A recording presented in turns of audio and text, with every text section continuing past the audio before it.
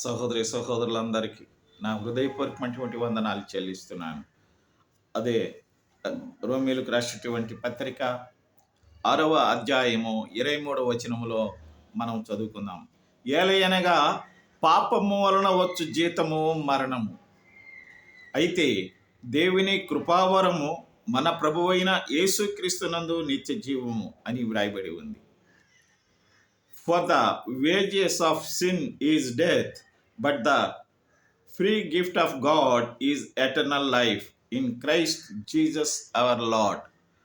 ప్రేమైనటువంటి సహోదరి సహోదరులారా, మనము పాపము చేసినటువంటి దానికి ప్రతిఫలము మరణమని, అయితే దేవుని యొక్క కృపావరము మనకు నిత్య జీవమని వేద గ్రంథములో వ్రాయబడి ఉంది.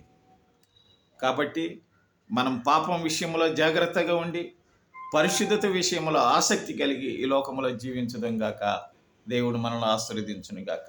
ఆమేన్.